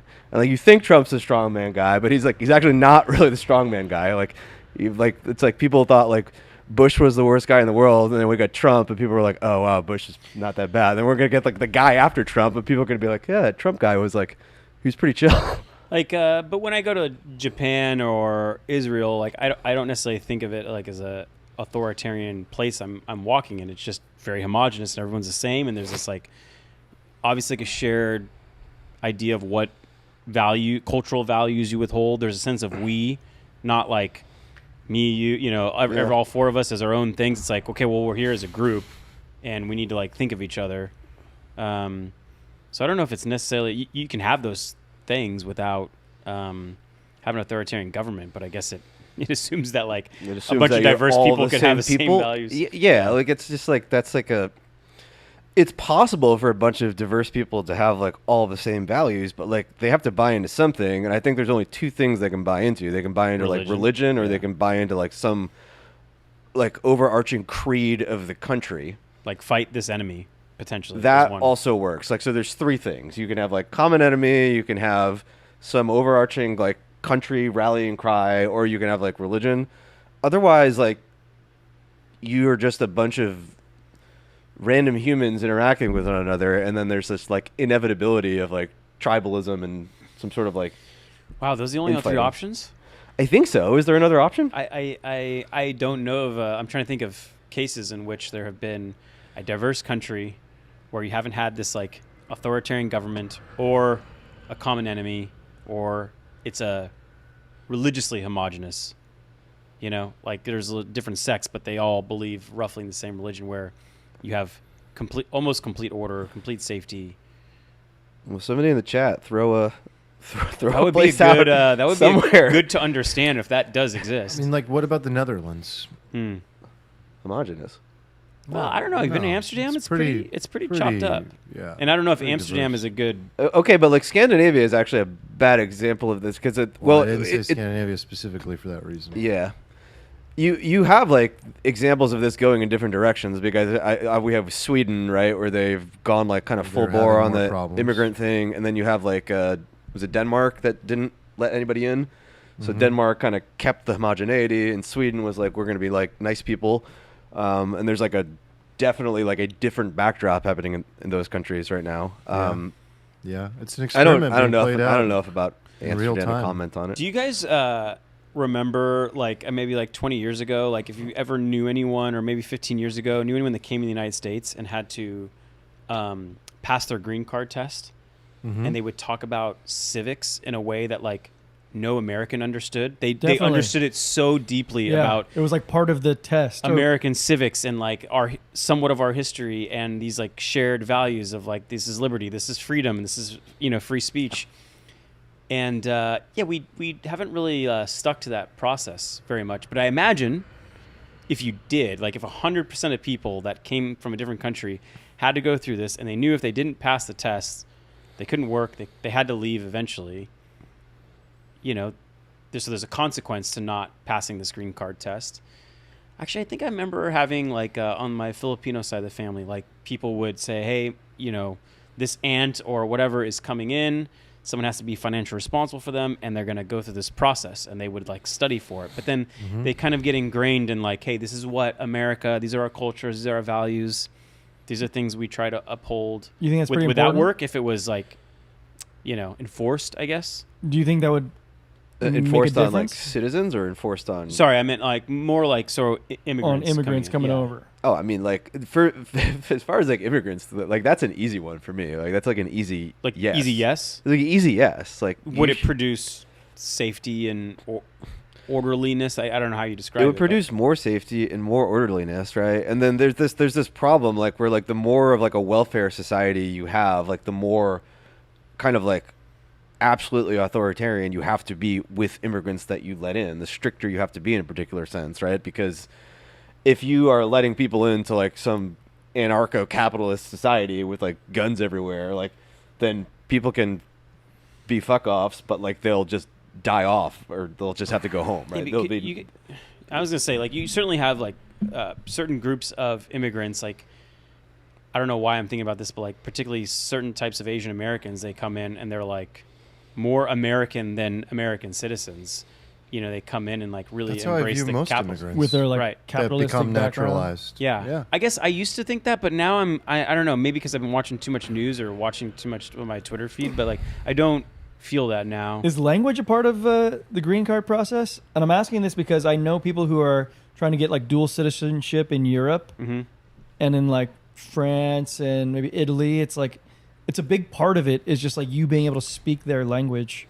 And I'm wondering if that's I would the imagine same. it should be. Is that the same in the U.S.? I don't think so because there's been a controversy about this since we were like kids. Yeah, remember like Because I remember being young and thinking it was like racist to require people to speak English, and now like that I'm older, I'm like, well, that's actually a very reasonable thing for like a citizenship test, and I think it is good for a country to have like a shared just pulled it up. common Looks language. like read, write, and speak basic English is part of the green card Okay. test. That's good. That's good. That seems to like not be a thing that's like I mean, completely enforced everywhere. When but- I was thinking about this like green card test, I was thinking about like basically an indoctrination process. It sounds like gangs have this. Yeah, yeah, brainwash it's me. like we have a club. It's a good club here, right? Yeah, and like, but we believe in these things, and like we'll let these are people the into rules, the club, but like, yeah, these are the rules. But you gotta buy gotta into be this thing. indoctrinated. You gotta get jumped in. It's like ridiculous to think you can just let like everybody who's ever been in a cool club knows that you just don't let anybody into the club. You ruin the fucking club. This is like Club 101. Like every cool group that's ever existed. This is even even like group chats, right? You got a good group chat. You can't let like you let one wrong guy in the group chat. Oh my god, the whole thing just like and then like you have to secretly start like a new group chat on the side and not tell them, and then it's over. Do you do group chats? Yeah. I'd like to be in them Do you and not just mute respect them. ours? Oh no, I'm kidding. I- You're yeah. you're quite active in our group chat. R2 Guate says, I just passed the test. Hopefully we'll get my residency soon. Hell yeah, brother. R2 Guate, do you know random civics facts that we probably don't know ourselves? Definitely I imagine. does. Yeah. I think the more interesting question is like, Studied it should recently. you force natural-born citizens to like know But these things? You and do earn go them, through it you know? during, like, I guess you should go We have through like it either. social studies. Yeah, there's civics class in elementary school and in high school, I think. It's Yeah, part but of, it's not enough though. Like I feel like you grow up now in America, you graduate high school. I don't feel like you have enough like buy-in into the country, and I think it's one of the more- reasons why people are all fucked up. Is More because like, brainwashing. yeah, Send probably. I mean, this is like a part of childhood. Is that Did you know that the word like school in kindergarten, they're like kind of German words, and like school was like the original school was very much, it was literally an indoctrination. like, thing. etymology of the word is Yeah, like that. No, indoctrination. it was literally called school, and they called it. It was like a basically it was a children's like It's- indoctrination program. It's funny. And they were like, yeah, let's keep that. That sounds great. That was like kind of like the basis of why education was originally founded. I want to know if R2 Guate thinks it was like an indoctrination process that he had to go through, if the test felt like that at all. But it's funny you mentioned the word buy-in, because like one of the things people have argued is that if people who are born here kind of buy into the idea of capitalism, meaning you get like a reverse social security, you get like $1,000 or whatever at birth, it gets invested, and then you kind of are bought in literally and, you know, conceptually into like the idea that we Still have these like that things idea. called firms, they make profits, shareholders benefit, society benefits. Do you think that would seal the deal? I mean, for sure, it would help. The problem, the obvious problem with the buy-in is like, it's like, well, who makes the buy-in rules? Like, how do you agree about? Like, it'd be a difficult process as like a country. It would have to be like akin to like constitutional amendments, because you can't just have it where like, oh, some new party takes over and they're like, well, now you're gonna buy into Marxism, right? And it would just be totally fucked. So that has to, I don't know, that might be a good like national process to like go through this thing where it's just like, hey, is there anything we all just like 90% agree on? Can we all buy into something? Just like one. What would be the worst thing they thing? could make you buy into? Like the Vice ETF? It's like guns, cigarettes, Philip Morris. You're talking about literally Oil. buying. Yeah. Like, what would a new party make you do? Like, buy into, I don't know, some shitty ETF? I don't know. I feel like we're talking about different buy-ins here. You're talking like culturally, Yeah. like get them to buy in. Yes, I understand. I'm like, I don't know if this is a bit What would AOC make you buy into? in terms of like a stock. No, just like you're culturally. Oh God, some bullshit. Just about equality or some fucking shit. I don't know. I should try to steel man AOC sometime. It'd be fun. Fun Anything else exercise. from the trip? Like any other learnings from? Yeah, Krakow is like an awesome city, and I feel like nobody talks about it ever, and it's sick, and everybody should go. All right, let's It finish this looks off with cool as what R2 said. I mean, not really to me, because coming from a place that we see the U.S. as our role model, so we try to have the same culture if you can. Okay. So, like, he's already coming in like, this is great. I already want to kind of maybe emulate the things that I admire about the country. Yeah, it's Which good is like club. most immigrants probably. Yeah. I mean, why would you else go to a place if you don't? Yeah, admire it. Like previously, most immigrant, like I think there's like people are mad because it upsets me when I see some like we have people like who are like elected leaders in the country now who are like immigrants, and you hear them talking and they're just like talking shit on America, and it's just like it makes me upset. It's just like the lack of like That's their way of proposing progress. They're buying into the idea of America. They move to America because they like the ideal, and that's how every immigrant feels when they come to the country. But once they're in and they're on the progressive side, they want to break and mold and shape the system. That's a good to point, because improve there's it. different ways of getting to the same goal. And no, they're just arguing you for a can't different- say like I buy into America, so I want to improve it by throwing out all of the things that we originally bought into. 50% of society wants to do that. That's why society is so polarized. No, 50% of society does not want to like throw out like most of the kind of basic ideals of America. There's like a 20-20 or 15-15 or something, Not maybe. the basic ideals of America, but they want progress. and that's what encapsulates the leftist movement.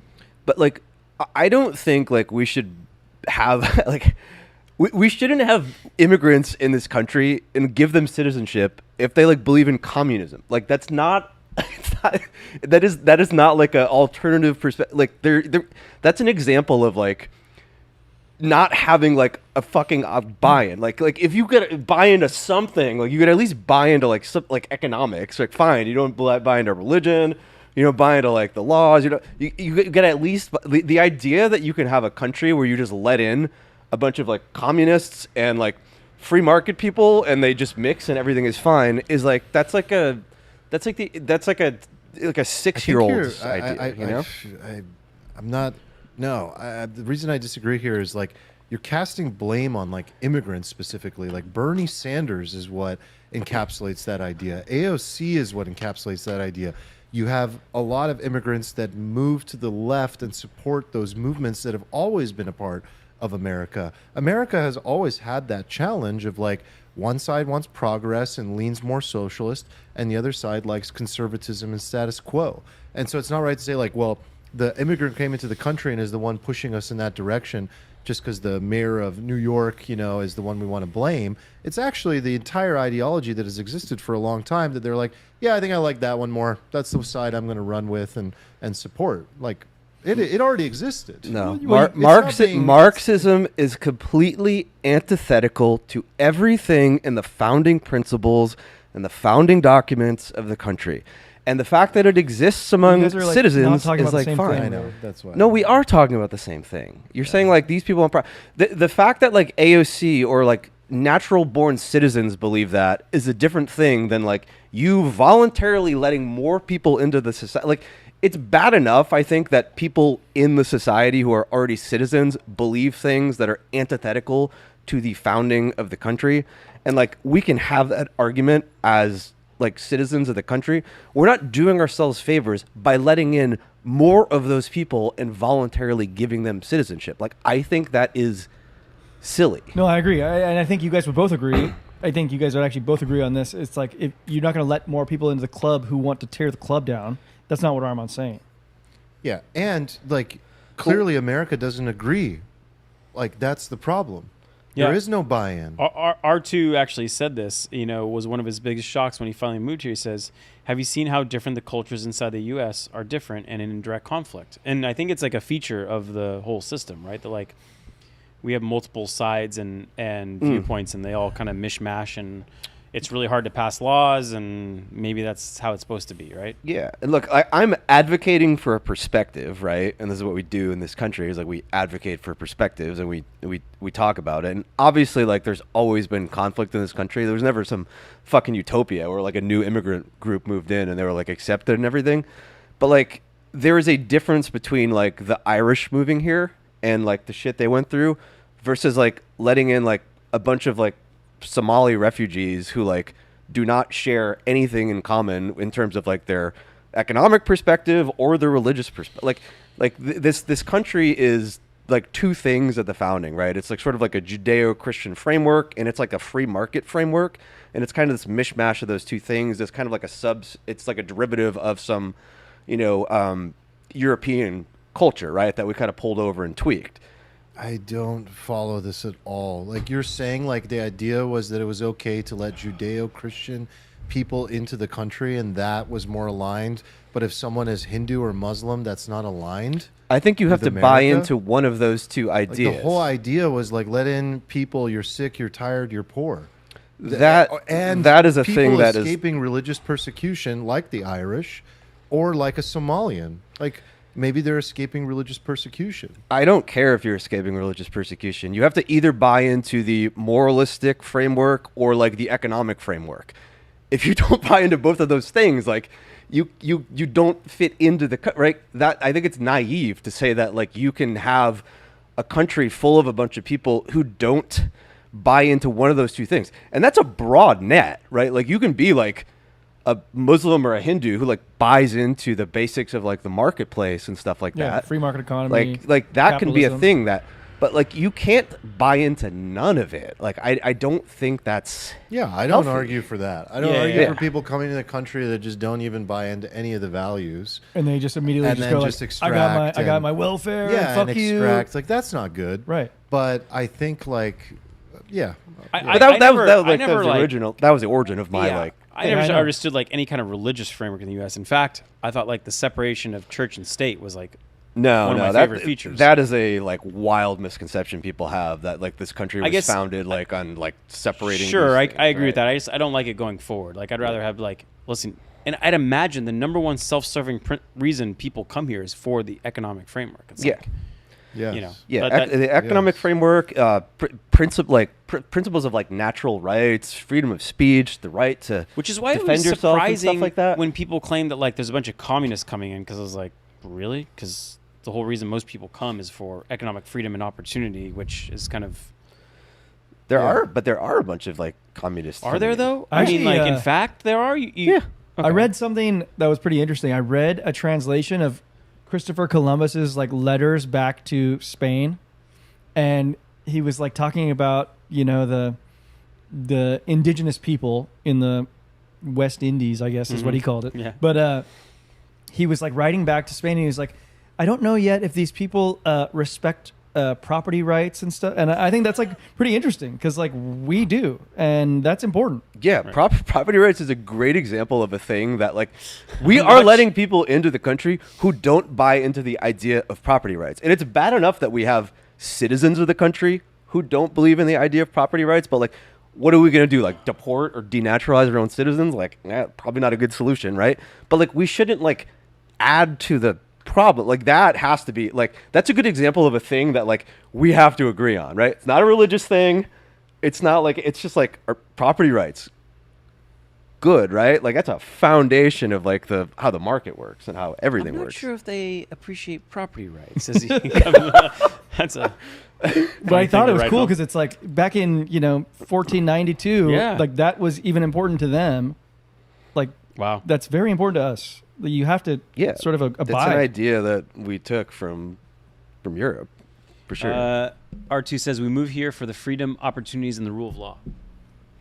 Top 3 reasons. Dude, Sounds the about rule right of to me. law, even though like we're bitching about it here, is still like a very underrated thing, and it's like something we still take for granted, even as certain parts of the country turn into Gotham City. Like it's fucking wild. Yeah, I mean it's a simple thing. other Like when you look places. at like global economics and like where big money moves and where if companies decide to invest in things, one of the first things is like, is there rule of law? Like, should I invest in this real estate property, or will it just be like taken away from me by the Yeah. government? And that's like, It's even more simple than that. It's like, do I have to pay off the police when they pull me Yeah. over? No. There's real rule of law. There's corruption, but less than other places. yeah. Yeah. All right, it's we got like 20 minutes left. Let's hit on the. You want to hit on the ChatGPT thing real quick, and then talk about Any of money, them. or do you want to hit the money thing next? Whatever you want. Kind of want to hit the money thing because I know you guys had some. Well, I think we got to talk about this crypto Yeah, let's do fallout. it. This was wild. Yeah. Steven, were you following this from Poland? No, because I was 1,000 feet underground in a salt mine. Are you thankful that you were not? Like, if you were here doing your normal thing, would you have been fucking KO'd or? Bro, or I think what? you would have been. I think you would have got wiped. You wouldn't have got wiped, but you would have been not happy right now. I don't know. Like I think I would have actually made a lot of money because I'm Wait, you're one of the inside guys? just There- like there are chro- two I'm, guys. Look at there's 2 guys. I'm You can chronically share this. chronically We don't online have and the screen we're- sharing. Oh. We're looking at a Wall Street Journal article that says a historic crypto sell-off erases over $19 billion, but 2 accounts on Hyperliquid made $160 million. yeah. And they talked about the timeline of the trades, and they were within like hours or minutes of Donald Dude, Trump yeah. saying 100% tariffs on China. Granted, But a few of them, after China's they were after rare China's minerals. moves. So Yeah. Yes, people were doing so. This was a very popular talking point that like Barron Trump is basically like insider trading on Hyperliquid and making like hundreds of millions of dollars.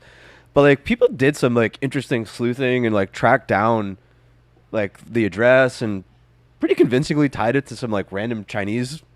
Like a pig slaughtering It's like Ring. like a Telegram account with like a Chinese guy, like a young Chinese guy as the profile picture, and then that account got like deleted and stuff. So it's entirely plausible that like somebody in China, just with news of the the tariffs, like I'm not so concerned did about this. the $160 million made, more about the $19 billion lost. Yeah. And the loss was so dramatic, particularly in like crypto shitcoin land. I mean, what happened was wild. Like for anybody who like Yeah, what wasn't happened? following it. I mean, basically, Tell us what the S&P 500 and the Nasdaq went, and then tell us what crypto did, because I think that is like yeah. a I good mean, we way lost of like a few percent on stocks. Even Bitcoin, I think, went We down lost like 12%, 7%. on Bitcoin. 8%. Like yeah, and basically- Nasdaq was like peak to 12. trough 3% down. Yeah, like high 3%. threes. Yeah. But there were coins that like literally traded to zero. Like Atom, which is like worth over $1 billion. I think it's Atom is like a $1.5 billion market cap coin. It traded to zero on at least one exchange. I think it traded to zero on Binance, if I'm not mistaken, which is the biggest crypto exchange. That's so if you had fucking like crazy. any sort of like leverage on, you're like, oh, I can. If you had one tick of leverage, If you're like, I can withstand a 97% drawdown without losing my. Oh no, Nope. gone. Wait, how does the stock go to zero? Like a trade has to be made for $0, right? For like 0.001. That'd be an cents. interesting question of like, what was the lowest bid somebody Yeah. got on? So, like one of the funny things that happened to me is like a month ago, I really wanted some exposure to gold, and like the market was closing, and I was like, I can get exposure to gold in my crypto account by trading Pax Gold futures, because Pax Gold is like a tokenized version of gold, but it's not like literally like tied to gold. So like I had set like these limit orders at like $3,400 like a while ago, and when I opened my account, I was like, I had this like huge like Pax Gold position on, and I was up like 28% on it, and I was like, what the fuck? And I looked at the chart, and I had bottom ticked. you caught the wick. Like Pax Gold depegged this thing that was literally supposed to be the price of gold, depegged like $600 from the $4,000 price, because of like the mechanics It's the of future of finance, DeFi, bro. like, and people using it as collateral and stuff. It was. I want it to was ask nuts. you, kind of like in the vein of how we were talking to Doc Jahal last week. I want to ask you about leverage trading, because like I think this can be instructive for people who are doing this. Like a big portion of our audience is like crypto oriented, and I'm guessing a lot of these guys trade on leverage. But I think it's like important to understand like what's going on there. Like a question I have, like maybe this is like a second question down the line, but like the one question I have is like, is all leverage in crypto like cross margin, like your whole portfolio, or is it still like isolated margin? Like what are we doing in crypto now? It's both, and for people who don't know what that means, there's generally like two types of way that you can like lever up your perps account. You can use something that's called like isolated margin, which means like, say you go like long ETH, that ETH position has like its own isolated collateral, right? And when that position gets liquidated, that's it. It can't kind of spread to the rest Your of your whole account. portfolio, Now, yeah. the disadvantage of that is it kind of like reduces the overall flexibility of your account. Like you can't really kind of get as much stuff going on. But like the benefit of it is that like you can't like have this contagion event that like wipes everything out. There's other type of leverage called cross margin, which is like across all of your positions, all of the collateral is shared. Like your typical Fidelity account. Like Yeah, good point. Like most of your brokerage accounts are just they're cross margin, because it's just like you're trading with like collateral that's like real your bonds and stocks and stuff. Like it doesn't just tick to zero, and so this concept doesn't even really exist in TradFi land. No, as that's far as I understand. I wouldn't call that true. It's like you can take a leveraged, isolated position using an option that doesn't cross across your entire portfolio. Can you? It's with That's what an option is. it's I mean, contained within a contract or Yeah. a position. like if you go long an option contract, you are taking leverage on that. But if you're long an option contract, you don't have like leverage unless you're. Of course you do, because you get 100 shares of exposure for one contract, so you like have a ton of leverage. That's kind of different though, because like you have a fixed drawdown of the cost of that contract. Yeah, but your upside exposure is way more than your buy-in, so it's like leverage. Right, but in what that we care sense. about here is like your downside risk. Like you can't Like, yeah, well, I'm saying it's isolated in the sense that it's not going to liquidate your whole portfolio if this one position goes to zero. but that is because the margin limits they give you when you open the contract to begin with are just so strict. I don't actually know that it's like an isolated thing. I think it's actually still cross margin with your collateral in your account. Oh yeah. Okay, I I mean, see what you're saying. If the Nasdaq goes down 3.7% in a day, but this whole category of assets goes down 80%, it's like, why the fuck would you even be here in the first place? I mean, sure. Well, we here's talk why. about bearing volatility to like have up, No, you would do it if the upside was commensurate. So like if you could get like 100x's on these things, which historically there have been if you cherry pick. right? Yeah. I guess like what I would argue now is that I spend my time in stockland, and if you just like isolate sectors of stockland, you can look at space, rare earths, precious metals, Quantum stuff. quantum, AI stuff. These are all opportunities to get 20 to 100 X's without the drawdowns. Yeah. Yeah. It What are we doing? it begs the question. I mean, look, like people Like shouldn't Bitcoin, ETH are fine, but like it's these alts that just get destroyed every time. be. Yeah, And this is just like one of the worst ever. Yeah. It was the worst ever by far, and I think wow. like I think it was 10 times the amount of liquidations as FTX. If you can, That's also a imagine that. signal of like the house of cards that exists in the fundamentals of how it operates, but it's also happening because people are in a bull market and they wanted to play that upside. I don't know, man. I agree with Like your. there's always leverage that exists even in a bear market Right. in crypto. I think what was like illuminating to me, and Stephen could talk more about this, but like how few bids there were in like the dramatic drawdown, where like things were going to literal zero, yeah. and like there's nobody on the buy side. The only thing supporting the buy side is the market maker, and if the market maker decides to step back, which they did, which they all did. which they all did simultaneously, there's nobody there. So it means there's no natural person that actually wants to buy this thing at like a 70% discount. Nobody. Yeah, everyone's gambling and, And playing the upside. we have mutual friends that like manage projects which have tokens, and I don't want to name them, but like we know that they employ market makers to create volume, to not necessarily put it at a certain price. They can't do that, but they can make sure there's enough volume so that, I don't know, maybe a centralized exchange might list it because there's so much volume, and that there's liquidity. Obviously, if some natural human being actually wants to buy this thing, there's a market for it. But if you kind of take away the market makers from the industry, what else is left? It's Fugazi. Fugazi. It is a fugazi. It's just a like fugazi. it's wild. It was like a very like you peeled back the curtain and you saw immediate, like you can go just look at all the charts. You can be like, which coins actually have buyers, and it's very few. It's like Yeah, very like outside few. of Bitcoin and ETH, were there any? I mean, maybe Solana for sure. Yeah, Solana didn't get killed too bad. Like Solana didn't go to zero. ETH obviously was pretty strong. What about the bid. darling of this bull market, Hyperliquid? Hyperliquid ticked down to $23, I think, on From- one exchange from, like 40. Okay, so that's So pretty nasty drawdown. But on most exchanges, it was bid. Hyperliquid is also kind of weird because it mostly trades like on its own, network and stuff, and And they have like a buyback mechanism, so like maybe they're putting. yeah, a and they bid. had like kind of their own issues with like kind of auto deleveraging people, and like the fucked up thing about this is like a lot of the people who lost money on what we call like delta neutral positions.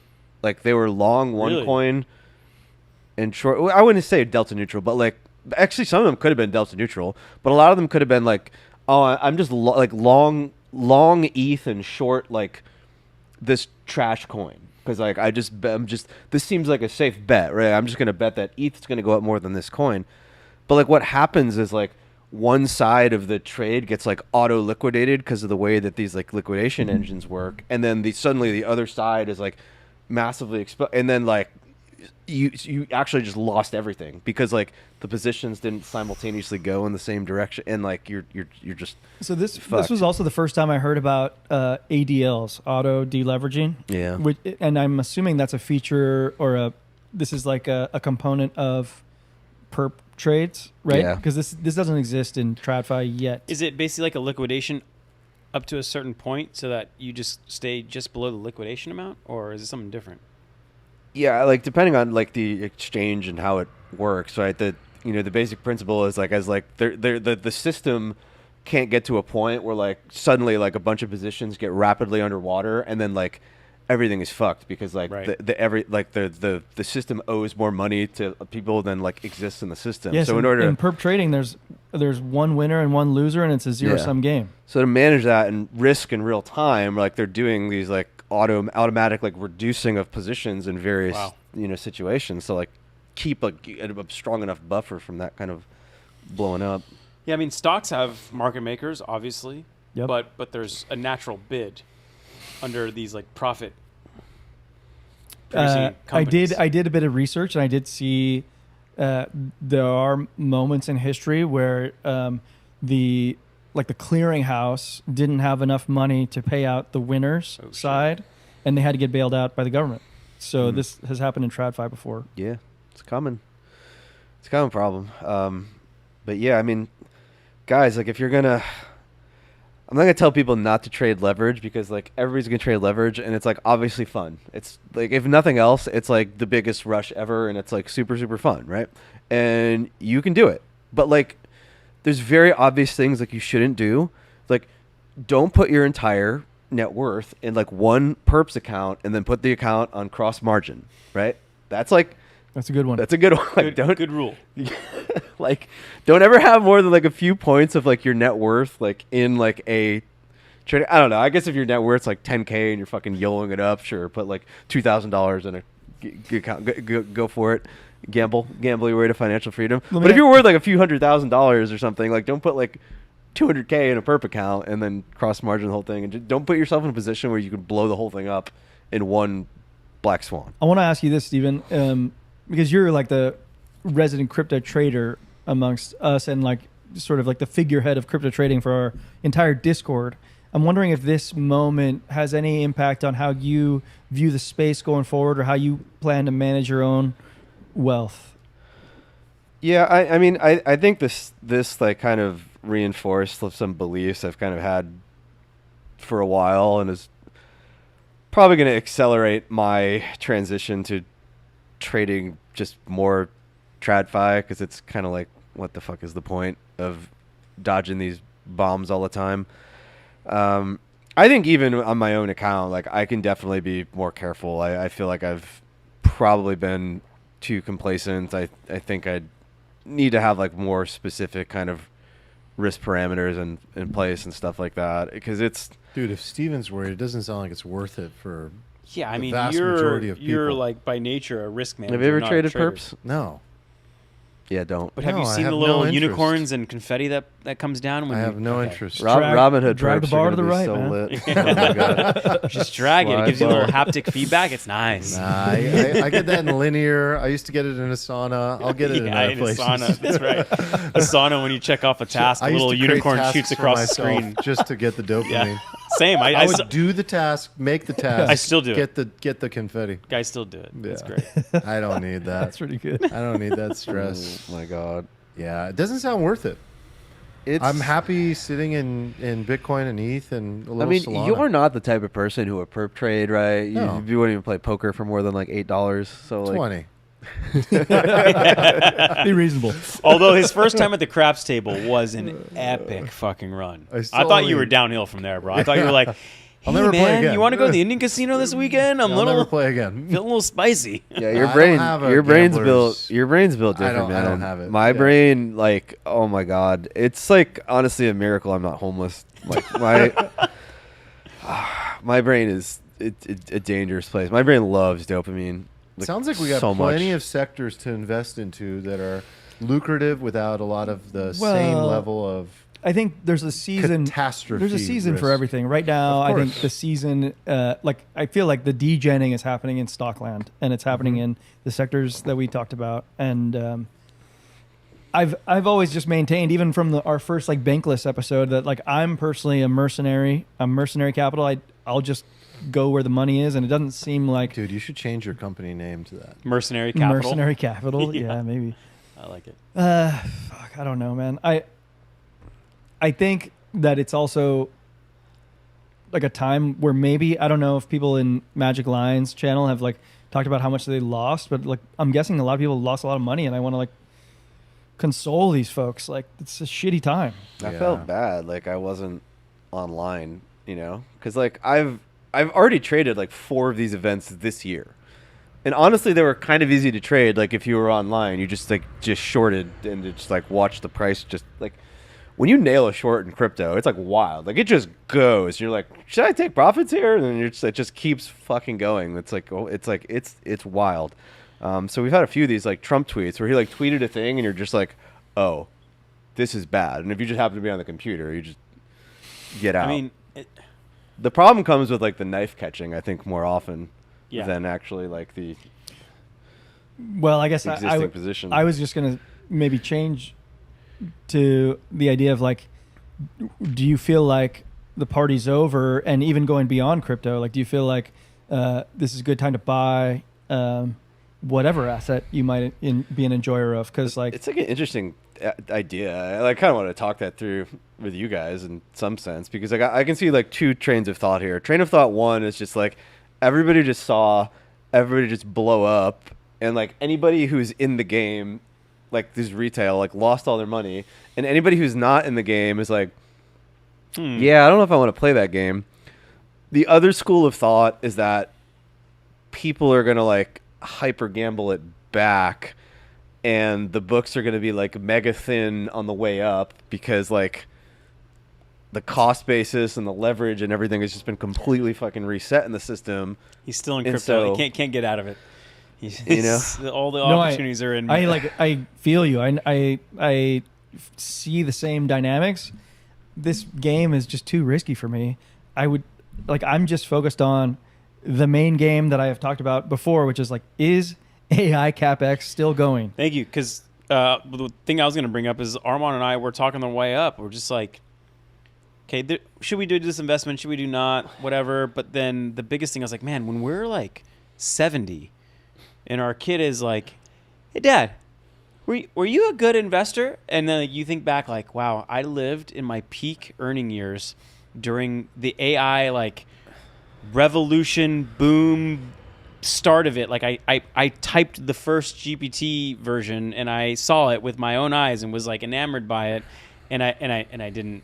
No, I was buying dog coins. So. Yeah, I was buying Dogecoin instead. So like, All right, I'm gonna stop buying the dog coins. You're right. I'm just saying, like, I don't know if the thing is already in the 9th inning or not, but the point is, like, I don't think you want to miss the big shift that's happening. And it might go through multiple 15, 20% drawdowns, but, like, there's something that's, like, smacking you in the face every day. Can we talk about the thing that you brought up last week that like people were talking about it, or a couple weeks ago? Because Eric was talking about how Nvidia's like earnings and their multiples like actually not that unreasonable. It's not unreasonable. But the thing that like I wanted to drill into, and I was talking with Nick about this a little more, maybe even Armand has some insights on this too, because he's Mr. AI.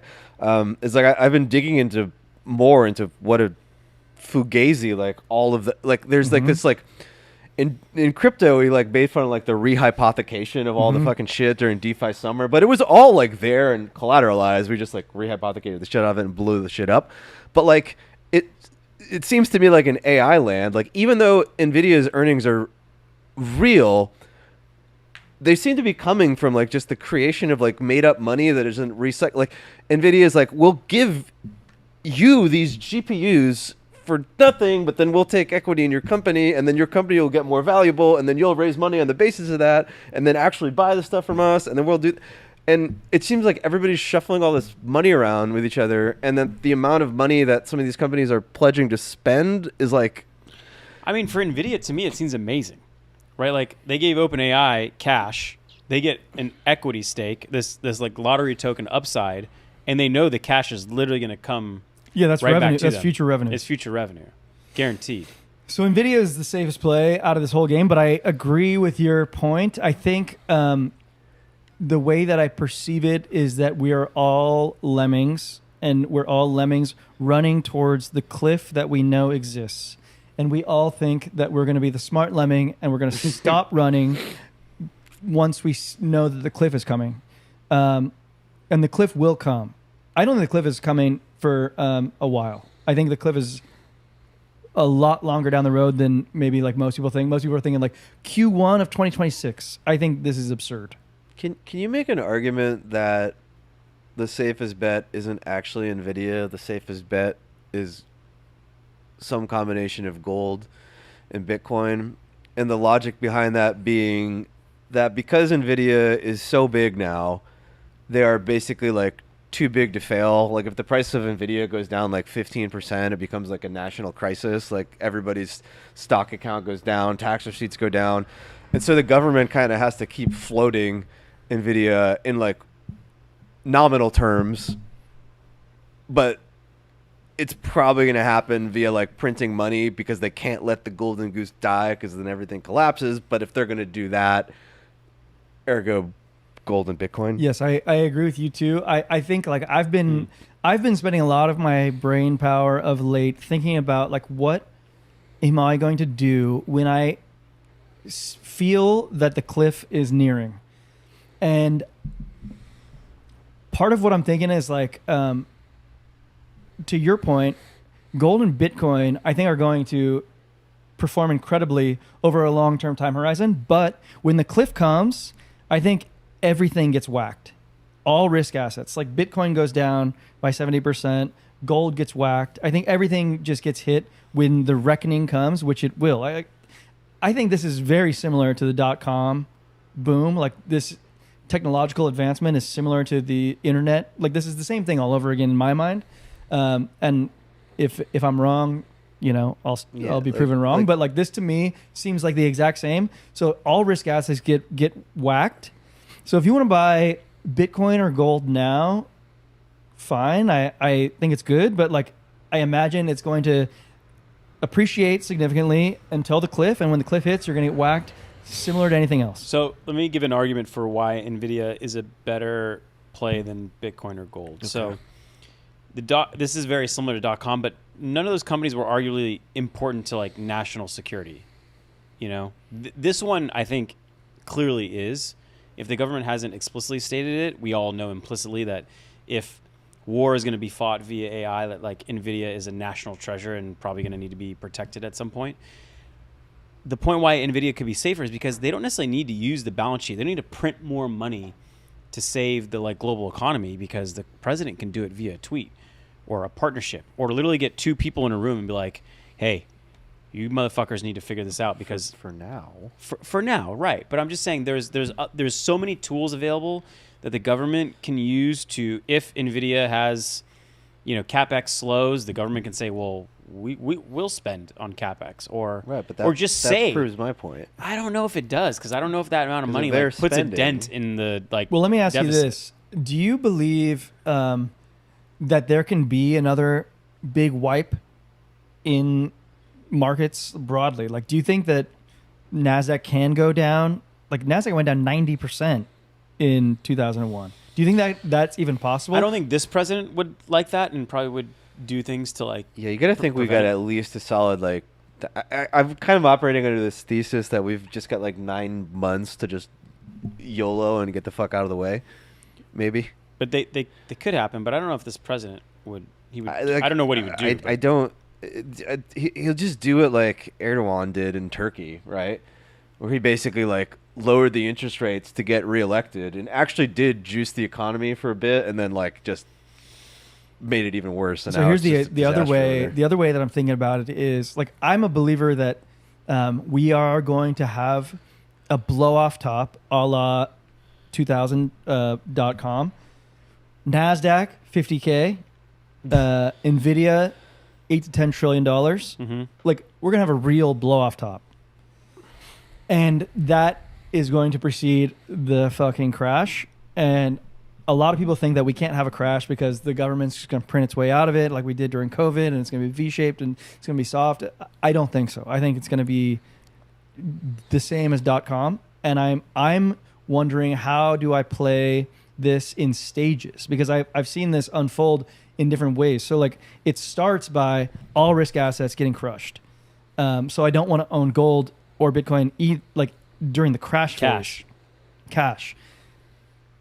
I think I want to go into bonds, long bonds, like in that crash phase, because I actually think there's a flight to safety. So actually bonds outperform cash, and they actually outperform by a mile. And then once you get like post crash, you get like probably a decade of just like nothingness, just like a lost decade. And in that time, I want to be in sort of like utility plays, like high dividend payers. You know, I just want to own like Semper Energy. Yeah. I like that. But so let's say you're like, okay, it feels a little toppy right now. You put X% of the portfolio in TLT, for example. No, I'm just or you're doing it now. No, I'm sprinting towards the cliff like everybody else. Yeah. But I let's want say Nvidia. you realize you're getting to the cliff. You shove like 20-30% You into would like start doing that. TLT. Yeah, I think that's probably the move. You never know. You never know you're near the cliff. You never know. You always think you know you're near the cliff Until your but, like, feet just touching air. Yeah. you just never know. But I'm thinking Nasdaq 50K. Damn. Wouldn't be surprised. Yeah, I mean, I don't see why not. I mean, the productivity gains from AI are real and enormous and transformational, not to mention now the impact they're having in robotics. So the thesis in AI is shifting to like AI and hardware now. And it's clear that hardware is a moat. And so you've got like 100 robotics companies doing really incredible things now. And so I don't think we're near the cliff. I think we continue to do what you've talked about. I think that CapEx will continue, and I think that there will be a lot of fear of being the one to be first out of the race, to be left out, until there's some sort of milestone moment achieved. We didn't get to talk about it today, but it's like, are we really sprinting toward AGI? Does OpenAI actually believe they're close to AGI? Because they're releasing slop and sex in the meantime to keep our attention. So, you know, releasing sex because they say, you know, we want the adults. We want the adults to be treated like adults doesn't really align with this idea of like we're literally trying to solve cancer and make the world a better place. I don't know. There's something It does there. in a way. It's like well, I guess the going thought would be like, if you don't get usage at some point, then there's no demand to pay money for the thing, and at a certain point, like if there's no demand to pay money for the thing, then like your CapEx cycle I comes can easily crashing argue down and- for and against the decision. I mean, the for is obvious. Elon did it. It's very hypocritical to have for Sam Altman to have said like Elon's creating, Japanese sex, waifus, and I'm not going to do that. And then a month later, he did it. What's interesting is that Elon's thing was like kind of like a dude thing, but you could kind of see where the ChatGPT thing is going to like one shot women. Thing. Yeah, for sure. And I can understand why, because it's attention, it's usage, and then of course the reason he said it's not about the usage and stickiness. Of course it is. Of course it is. It's like it's just you're admitting to it It's just openly. pure gaslighting. It's gaslighting. But The then highest on the so I can understand why, because you have to keep the attention. You're the kind of market leader, and if your competitor is going to do it and you don't do it. Also, I can understand why from a perspective of like this is the new internet, and so the internet has erotica and porn and adult content, and if this is a gateway to the new internet, then I can understand actually the argument of like let adults be adults and let them have access to what they want and let them shape their experience the way they want. That said, it's like I've talked about this before. It's like a lot of initiatives that seem to kind of conflict with each other. And if they're really trying to solve disease and sprint towards super intelligence, like, I don't know. I'm kind of bullish on some of these like new open source plays. There's a new open source play that just got funded like a ridiculous amount of money. I think they're already worth $2 billion, like pre-product. I believe that they came out of DeepMind. So like GigaBrain guys that are building. DeepMind like is like the the incubator Google, for yeah, that, Google. like really what all this technology kind of like incepted out of. But yeah, like, you know, America should have an open source model at play that the world can also choose from instead of just the Chinese models. And clearly the DeepSeek moment was a lesson and a moment. And so we're just going to see more and more and more of this. But I don't know. I'm questioning some of OpenAI's decisions lately. It's questionable, to say the least. It's just like inevitable. Don't you think it's just inevitable that humans want to alter everything about their reality and state of mind, and it's just inevitable that any product that facilitates that is going to get all the users and all. It's just like this kind of like prisoner's dilemma at the end of the day, where maybe it would be better if nobody did it, but obviously somebody's going to This was detect. inevitable. This wasn't a surprise. Like, we've seen the movie Her. We know that AI is going to be able to sext and chat with me. Like, obviously that was coming. But why are you disappointed if it's inevitable? It's about the timing. And it's just interesting timing. And I think so much of, I think I said this again with Doc and you, it's like so reactionary. Everything is so like reactionary. Some of it's really like pioneering and incredible. And then a lot of times it's just like children in a playground, like reacting to one another. Like, they did this, so now I got to do this. You know, it's like all these announcements and all these things like constantly like reacting to one another. And that's just war. That's a race. That's why I like the CapEx Yeah. style, because it's like, oh man, they just bought 100,000 H100s, and now I got to buy. Yeah. This is Yeah. it feels like so different than a lot of other product wars, because like I'm assuming you would agree with this, like the switching cost for like the end user from one model to the next is basically nothing. It's just like a really sick model comes out tomorrow and you're just like, I'll just port over. I'm not sure about that. That's Like, not really the case anymore. the because memory of is, persistent memory. like Yeah. made things so much stickier. Yeah. But what if you're like using both? You're kind of using all of them. It's got like, Well, you have good different enough drivers memory. for different use cases. Yeah. So your switching cost. I mean, that's an interesting point. For power users, It's an I interesting think they point. use Yeah. multiple ones, but like Yeah. most people just use the one, and then they realize, oh shit, it knows You Okay, guys, well, you is guys that- know it's like 1 out of 10 people on the planet now, right? Or what? Using Using- ChatGPT weekly. It's wild. 1 out of 10. I mean, I people. would guess that. Yeah.